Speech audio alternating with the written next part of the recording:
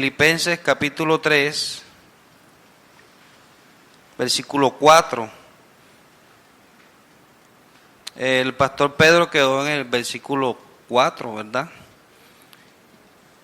Estábamos estudiando ahí, aprendimos varias cosas importantes. Ahí vemos, antes de comenzar, hago el resumen para que usted, la parte de que habían judaizantes, habían personas que creían que por ritos humanos se podían salvar, y habían falsos maestros, ¿verdad?, que enseñaban acerca de estas cosas. Y Pablo, para prevenir a la iglesia de Filipo, entonces él les envía esta carta y les dice: mira esto, y comienza a hablar. Entonces voy a leerlo desde el versículo 4, vamos ahí, el versículo 4, Filipenses 3:4.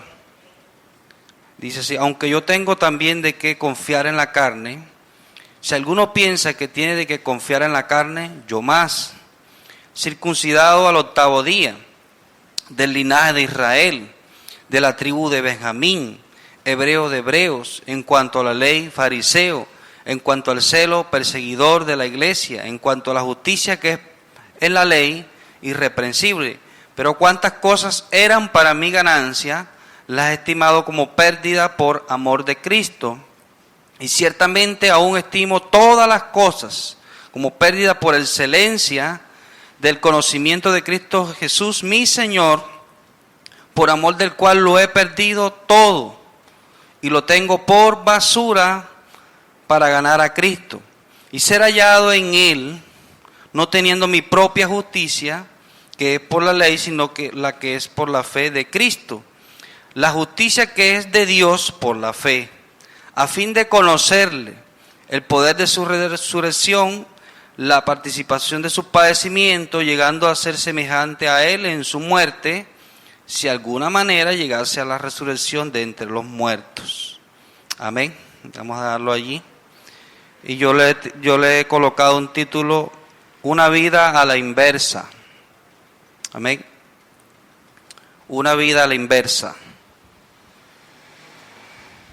Como les dije, Pablo pues viene tratando con personas que creían, judaizantes, ¿verdad?, que creían que por ritos físicos, humanos, externos, podían obtener la salvación, ¿verdad? O por moral se puede obtener la salvación. Aquí viene hablando de eso, de lo que es cómo salvarnos, ¿verdad?, desde atrás. Capítulo 2 habla de eso, dice que Dios pone el querer y el hacer por su buena voluntad, ¿verdad? Porque Dios es el que coloca eso en nuestras vidas. Entonces, luego pues viene y se encuentra con, donde vimos la enseñanza pasada, donde habla de que habían unos, que habla de perros, ¿verdad? Perros, o sea, una analogía que él toma allí. Y luego pues sigue diciendo que dentro de este comienza a hablar de él, porque recuerden que él era judío. Él también practicó todas estas cosas, por eso él dice: todas estas cosas eran para mi ganancia. Y entonces comienza a decirles comienza a narrar como una autobiografía, ¿verdad?, de su testimonio, de lo que Dios había hecho en cuanto a la salvación. Si nosotros recordamos, en Hechos 9 habla de que él venía del camino de Damasco, ¿verdad? Venía dando cartas para perseguir a la iglesia y tuvo un encuentro con Dios, un resplandor de luz del cielo. Luego él después le dice: ¿quién soy yo? ¿Quién eres tú, verdad? ¿Y qué quieres que yo haga? Luego pues ya usted sabe todo lo que viene allí, donde él, Ananías, le impone las manos, todo esto, y comienza ¿verdad?, se bautiza, todo esto. Entonces hubo como un cambio, venía una vida. Él creía que lo que venía haciendo era para él pues lo mejor, que era lo aprobado delante de los ojos de Dios, pero al momento que Dios le quita esa venda, ¿verdad?, se da cuenta que todo lo que él practicaba, todo ese proselitismo, ¿verdad? Todo eso que él dice allí, que viene diciendo allí arriba, donde leemos que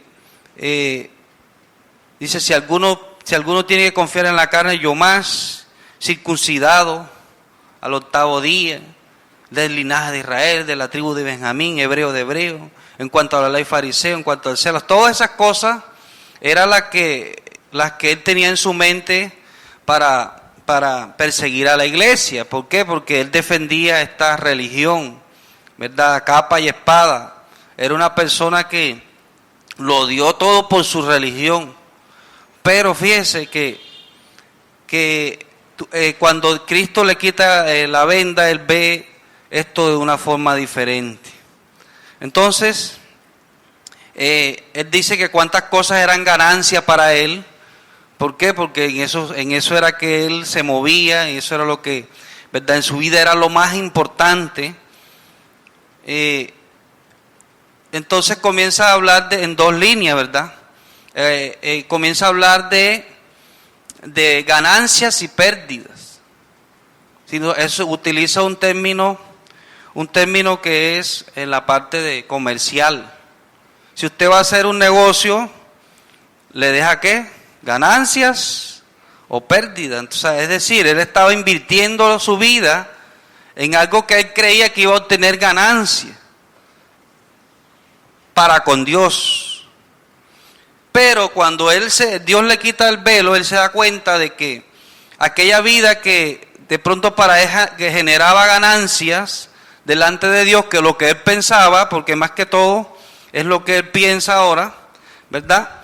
Le estaba generando pérdidas delante de Dios. Inclusive él vio hasta cuando mataron a Esteban, y él dio la aprobación para eso. Y la Biblia dice no matar. Entonces fíjese que aún todo eso lo ignoraba, aunque lo conocía, pero tenía un velo. Entonces podemos decir que llevaba una vida a la inversa. Llevaba una vida creyendo que lo que estaba haciendo era lo que le generaba una aprobación delante de los ojos de Dios, porque eso era lo que él pensaba.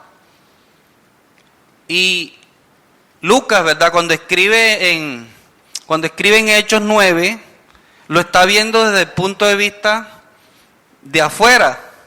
Pero él lo comienza a narrar, o sea, Lucas narra la conversión de Saulo, ¿verdad? En la transformación de todo lo que él pudo ver desde afuera. Pero aquí Pablo, él mismo, ya comienza a dar testimonio o a escribir lo que pasó a él dentro. Amén.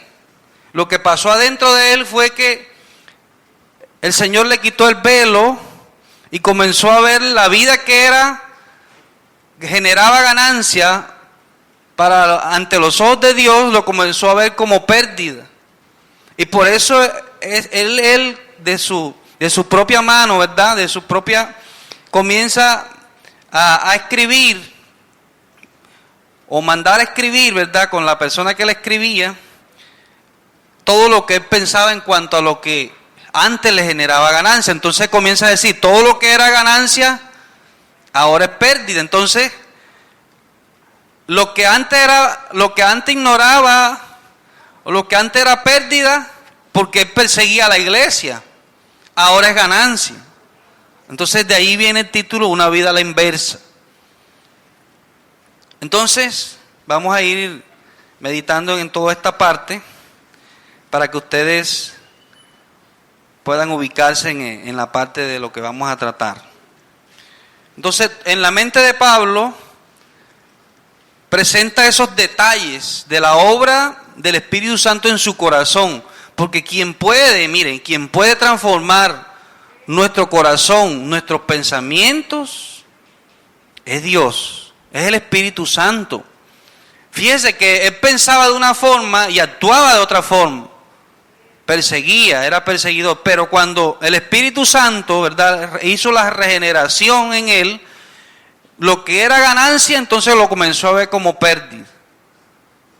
Entonces, en estos términos de negocio, ¿verdad?, de algo que nos está generando. Por ejemplo, si usted cree o si usted dice, si usted va a hacer un negocio y esto me va a generar pérdida, usted no lo hace.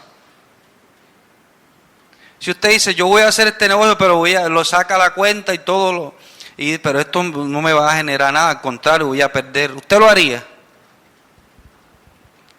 Entonces, ahora estamos hablando de lo que es ganancia para Dios. Amén.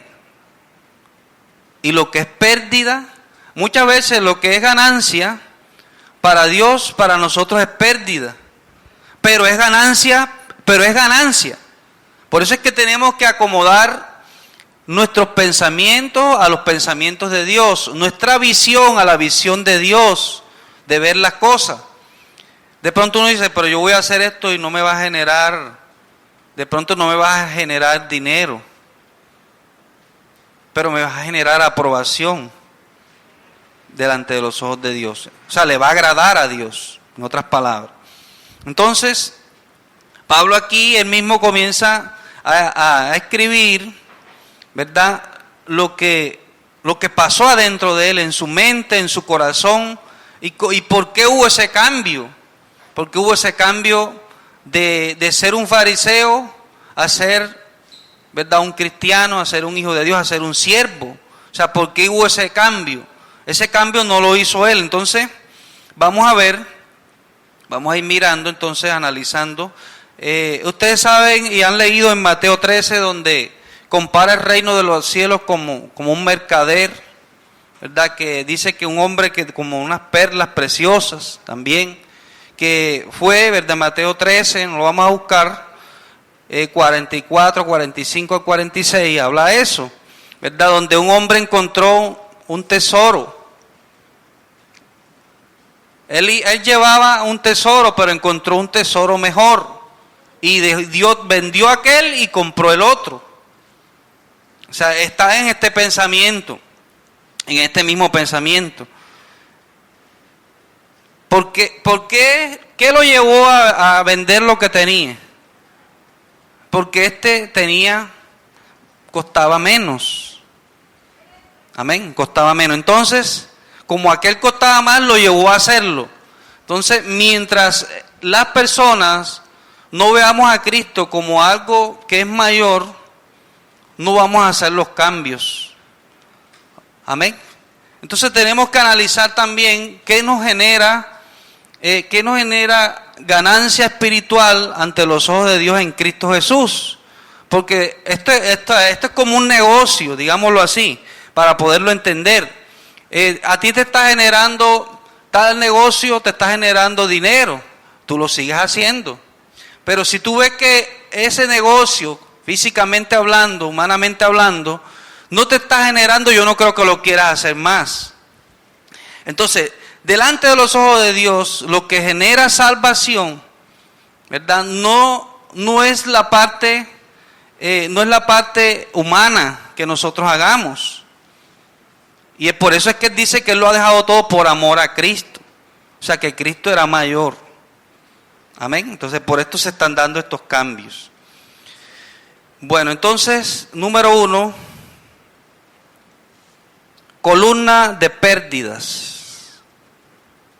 Vamos a dividirlo en dos columnas, una columna de ganancias y una columna de pérdida en lo espiritual. Columna de pérdidas. Y vamos a leerlo y vamos a tratar de darle una explicación de cada una de estas cosas.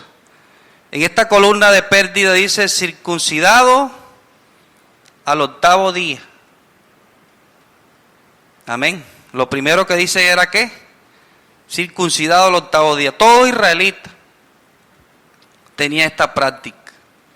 Esta era una práctica externa. Las prácticas externas no nos brindan salvación. Amén. O sea, él practicaba, porque era judío, dice circuncidado al 8º día del linaje de Israel. Mires, Entonces quiere decir, puede escribirlo, la salvación no es por un ritual. La salvación no es por un ritual. Circuncidado al 8º día. Cuando niño, ¿verdad? Recuerden que a Jesús lo presentaron también. Fíjense, nosotros acá como cristianos presentamos a los niños. Y eso no está mal. Pero creer que ese niño se va a salvar por esa presentación, ahí sí estamos mal. Un ritual, ¿verdad? Físico, como el bautismo, no nos da salvación. ¿Cuántos dicen amén? Un ritual, el bautismo espiritual sí. Cuando somos regenerados por el Espíritu Santo, ese sí nos trae, porque ahí habla, dice en el capítulo 3 atrás, si usted lee unos versículos atrás, dice, nosotros somos los de la circuncisión, lo que en espíritu servimos a Dios. Ahí habla de la circuncisión espiritual. Entonces, circuncidado al 8º día. Todo niño judío, ¿verdad? Nacido lo llevaban y le hacían eso en el prepucio. Le hacían esa rayita allí de que era judío. Entonces ya ellos se imaginaban que ya eran del pueblo de Israel y que ya eran salvos. Entonces nadie es salvo por un rito externo. Por eso en la iglesia tradicional se hacen muchos ritos. Se hacen muchos ritos y entonces creen las personas que porque ya se hizo ese rito, ya entonces la persona es salva. Amén. Inclusive dentro de nuestra iglesia muchas veces podemos creer que un niño es salvo o que alguien por bautizarse ya es salvo. Bueno, sigue diciendo circuncidado al 8º día. Este rito, ¿verdad? Era primordial dentro de la religión judía, dentro de los que eran judíos. Es más, este era un requisito. Ahora, ¿qué sigue diciendo? Del linaje de Israel. La salvación no es por raza. Otro dentro del punto 1, mire, el punto 1 es la columna de pérdidas. Le dije primero que la salvación no es por ritos, ¿verdad? Y ahí mismo la salvación no es por raza, del linaje de Israel. Los judíos creían que los salvos eran ellos nada más. Por eso cuando vino Jesús, ¿verdad? Jesús incluyó él dijo, las rameras, los publicanos y las rameras van delante en el reino. Y cuando dice en Juan que judíos y samaritanos no se tratan entre sí, ¿verdad? Porque los samaritanos eran una raza mezclada entre en paganos y judíos, ¿verdad? Naciones paganas con judíos. Entonces ellos decían, la salvación viene de los judíos. Y ellos creían que era para ellos nada más. Por eso el problema, cuando Jesús vino a predicar el evangelio, que era para todos, hubo un problema en los fariseos y en toda esta religión. Porque cuando lo veían hablando con alguien que no era judío, enseguida decían, mira, está hablando con ese pagano, mira que come con pecadores. Pecadores, para ellos pecadores eran los gentiles. Ellos no eran pecadores. Pecadores eran cuando el término pecadores allí se refiere a gentiles. No estaban diciendo que no, que ellos no eran pecadores y que ellos sí. O sea, todo el que no fuera judío, el que no era judío, era pecador. Ellos no eran pecadores. Entonces, no somos salvos por la raza. Por ser judío, una persona no es salva. El judío igualmente, Pablo dice que tiene que creer igualmente en Cristo. La salvación es por Cristo. No es porque sea una raza. Todos los judíos no se van a salvar. Muchas veces tenemos un pensamiento errado acerca de Israel y a veces hasta idolatramos a Israel. Pero todo Israel no va a ser salvo, van a ser salvos los escogidos de Israel. ¿Cuántos dicen amén? Ahora no vamos a hablar más de ellos, ni vamos a, no, nada de nadie tenemos que, ¿verdad? Pero ya la idolatría al judaísmo, y recuerde que el problema aquí era con judíos que estaban, ¿verdad? Eran judaizantes. Entonces le está explicando que ellos van a venir y van a querer imponer su raza. O sea que ellos, en otras palabras, ellos van a llegar con un mensaje que los va a excluir a ustedes porque ustedes son gentiles.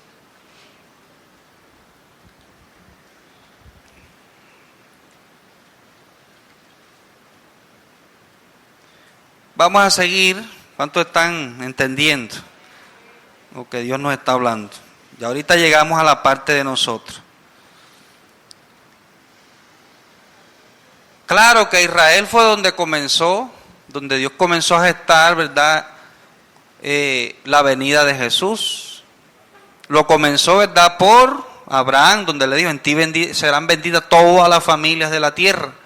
No le dijo, en ti ustedes serán benditos nada más. Él le dijo, toda la familia, o sea que toda la familia quiere decir que de todos los pueblos iba a haber creyentes. No que todos se van a salvar.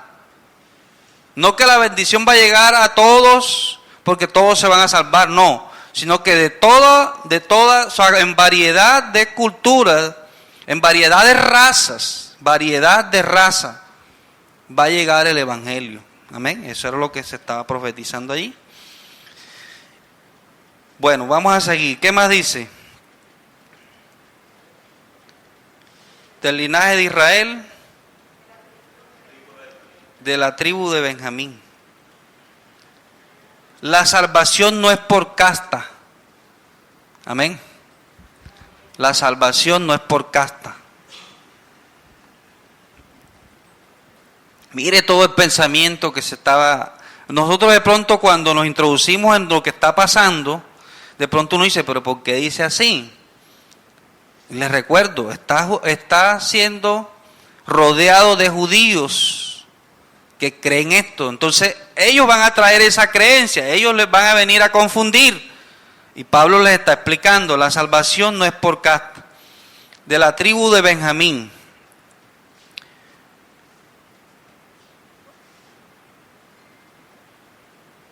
Bueno, fíjese que de esta tribu, era una de las tribus más distinguidas. Porque Benjamín era el menor de los dos hijos de que tuvo Jacob. Recuerde que Jacob tuvo hijos con Lea y con Raquel. Pero dice que él amaba más ¿a quién? A Raquel. Entonces, estos vienen de la descendencia ¿de quién? De Raquel. Dice, fue el último que nació de Jacob y el único que nació en la tierra prometida. Miren esto. El único que nació en la tierra prometida de estos hijos. Cuando repartió la tierra prometida entre las 12 tribus, la ciudad santa de Jerusalén fue incluida en el territorio de Benjamín. Cuando el reino se dividió tras la muerte de Salomón, solo Benjamín y Judá permanecieron fieles a la dinastía davínica. Mire, por eso es que dice que era de la tribu de Benjamín. Uno de ley dice, pero ¿por qué dice que es de la tribu de Benjamín? Bueno, ya aquí están las razones. El gran líder Mardoqueo fue instrumento de Dios junto con Esther para salvar a los judíos del genocidio. También pertenecía a la tribu de Benjamín.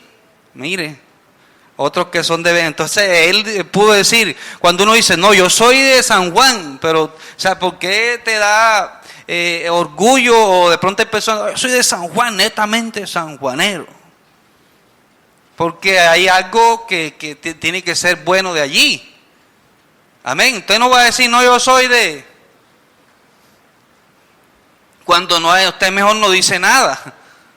Entonces dijo, yo soy de la tribu de Benjamín. O sea, tiene que ser una tribu, no fue la última, no fue la peor, ¿verdad? Para decir algo él tiene que tener una base, y esa era la base de lo que él decía. Yo estas cosas en la colonia de pérdida, es que yo soy de la tribu de Benjamín, ellos, oye, las tribus más fieles. O sea, este hombre no es cualquiera, ¿verdad? De ahí de la tribu de Benjamín, era una de las tribus más ilustres. En la época de Pablo, muchos judíos ya no sabían a qué tribu pertenecían. Los matrimonios mixtos durante los años del exilio habían borrado las líneas tribales. Sin embargo, la familia de Pablo había conservado su pureza con benjamitas. Eso también lo ubicaba en el nivel superior de los judaizantes, quienes tal vez no conocían la ascendencia tribal. Con toda condición privilegiada de Pablo, como benjamita, no impresionaba a Dios. O sea, lo que impresionaba a Dios no era que él era de la tribu de Benjamín. No es la casta de lo que humanamente usted y yo podamos tener. No, yo soy de la familia tal. La familia Yepes en San Juan. A usted enseguida el apellido. O sea, por casta.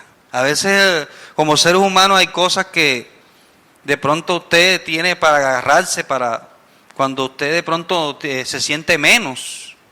Y Pablo lo que está haciendo es todo lo contrario aquí. Él está diciendo, yo soy de la tribu de Benjamín, pero eso no impresiona a Dios. Lo que impresiona a Dios no es de dónde somos o de dónde venimos. Lo que impresiona a Dios, ¿verdad?, es que usted crea en Cristo Jesús, esté en Cristo Jesús. Eso es lo que le va a decir más adelante. No es la cultura, ¿verdad?, de dónde vienes. Sigue diciendo, en cuanto a la ley, fariseo, la salvación no es por una religión, por practicar una religión. La salvación no es por practicar una religión. Dice, en cuanto a la ley, fariseo. En cuanto a la ley, fariseo, Pablo se consagró en extremo a la herencia judía. Era tan celoso cuanto a la ley que se volvió fariseo. Ante el Sanedrín, Pablo declaró, varones hermanos, yo soy fariseo, hijo de fariseo. O sea, no tenía descendencia por ningún lado, ni en creencia, imagínense. Por eso es que él decía que él había alcanzado el top 10 de ese tiempo, en la parte religiosa. Y eso lo veía él como una pérdida en cuanto a tener salvación. La salvación no viene por creer o por seguir una religión. Amén. La salvación es en Cristo Jesús. No es porque usted sea de ofrenda celestial, no es porque usted sea trinitario, no es porque usted sea católico, no es porque usted sea... Es en Cristo. Amén. Es en Cristo. No porque yo soy de la iglesia de allá, porque yo soy de la iglesia de acá, porque yo soy del concilio. Este concilio sí es, no. Términos y cosas humanas.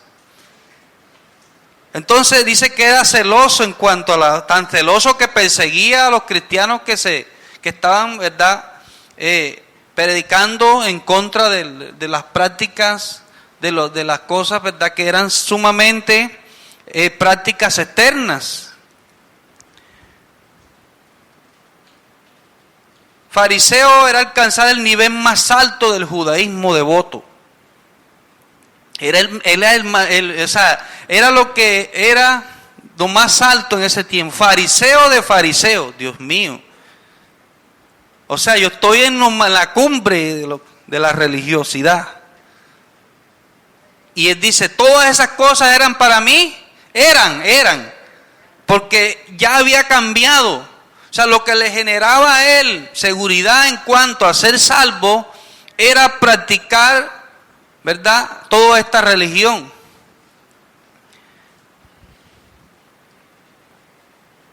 Los fariseos eran extremadamente leales a la ley, al Antiguo Testamento. Todas las tradiciones que se habían sido añadidas. O sea, aparte de tener la ley, tenían tradiciones añadidas a eso, ¿verdad? Entonces todo eso él lo cumplió. Todo eso él lo hacía. O sea, ya tenía, en cuanto a él, a la vida pasada, entonces él tenía ya la salvación por hacer todos esos ritos. Ya él no había un rito que él no había hecho.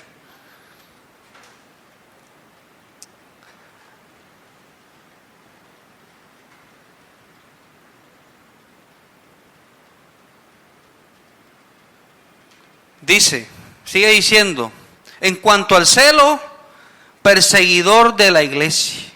Otra razón, en la columna de pérdida, la salvación no es por sinceridad.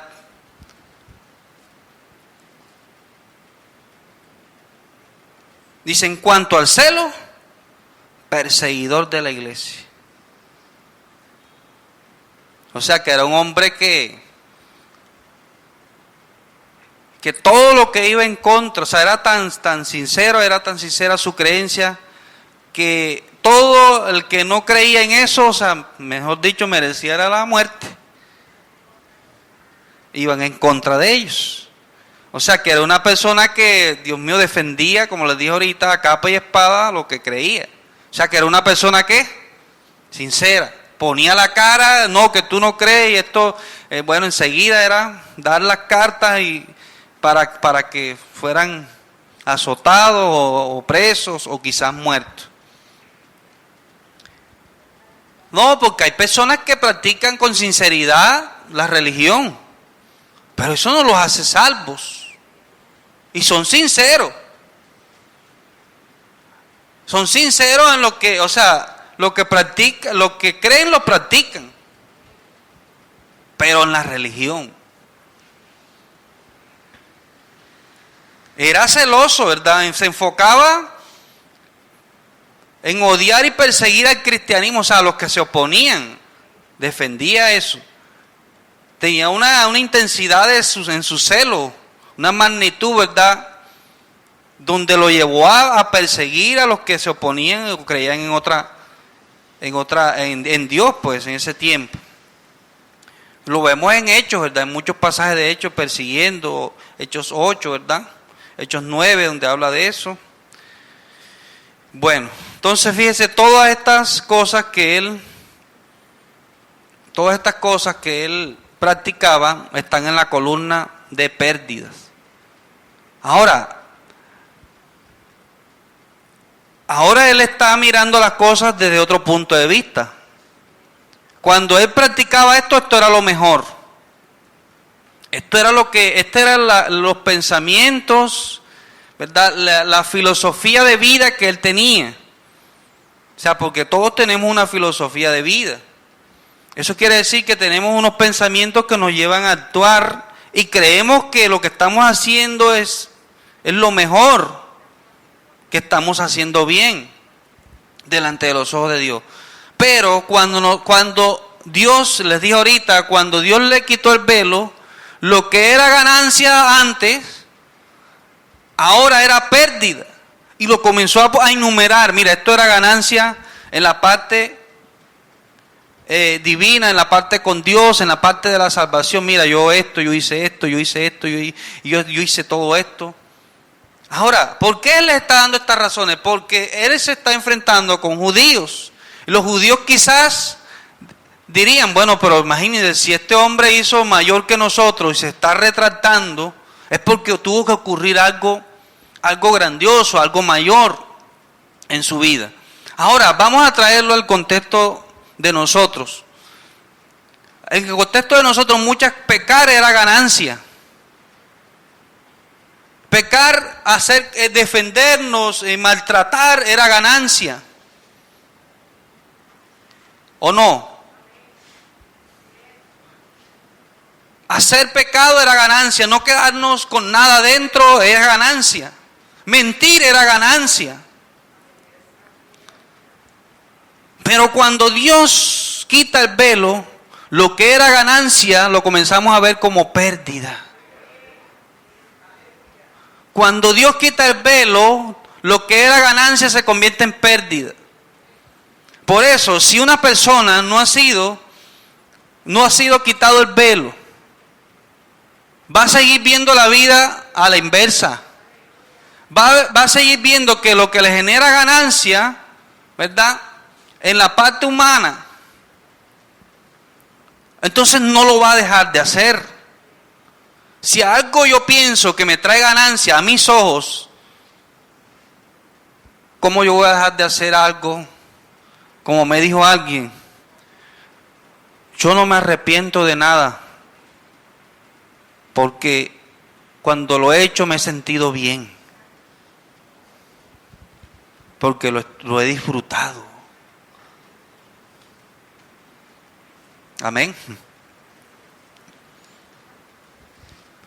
Me dijo así, yo no me arrepiento de nada de lo que he hecho, porque yo he sentido placer haciéndolo. ¿Y cómo voy a arrepentir de algo que me siento bien? Entonces, delante de los ojos de Dios, en cuanto a la salvación, ningún rito, ninguna práctica externa que hayamos hecho nos hace salvos.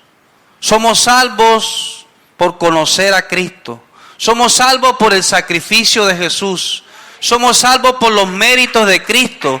Somos salvos a través de su sangre, su resurrección, su obra en la cruz. Los méritos humanos no alcanzan. Dice Isaías que nuestras justicias son como trapos de inmundicia delante de sus ojos. Trapos higiénicos.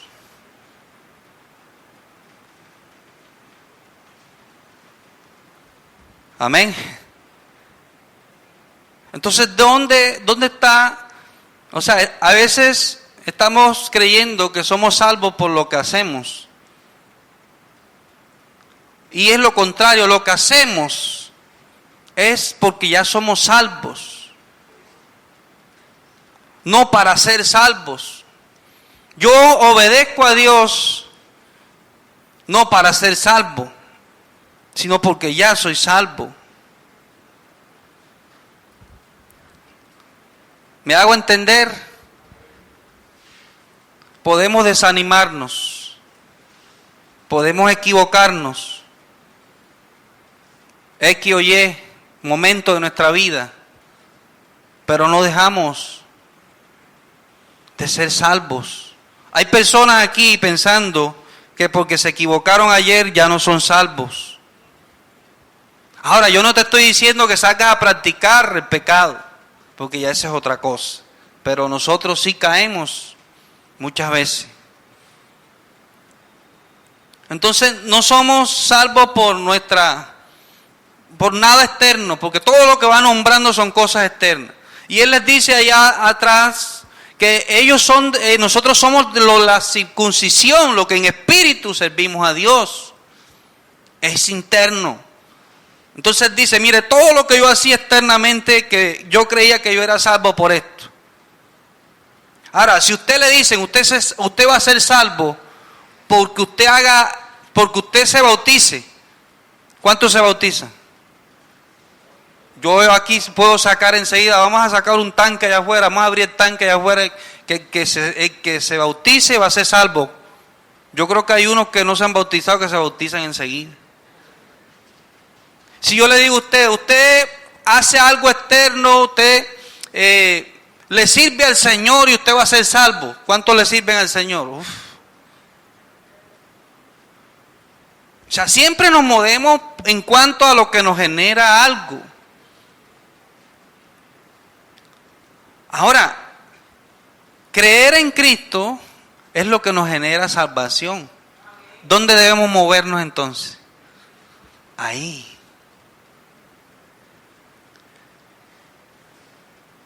Sigue diciendo, en cuanto a la justicia, ahí mismo, que es en la ley irreprensible. La salvación no es por justicia legalista. La salvación no es por justicia legalista. En cuanto a la justicia, que es por la ley, irreprensible. O sea, la salvación usted no se la gana porque usted no se equivoque. Ahora, cuando usted se equivoca, ¿cómo enfrenta usted eso? Imagínese que él era irreprensible. Nadie tenía nada que decir, nada. O sea, todos los ritos, todo lo que venía, todo lo hizo, todo venía haciendo. O sea, nadie puede decir, no, es que tú no te circuncidaste. Toda esa línea de cosas la venía haciendo. Porque todo lo que exigía la ley en cuanto a esos ritos ya él lo venía haciendo. Imagínense.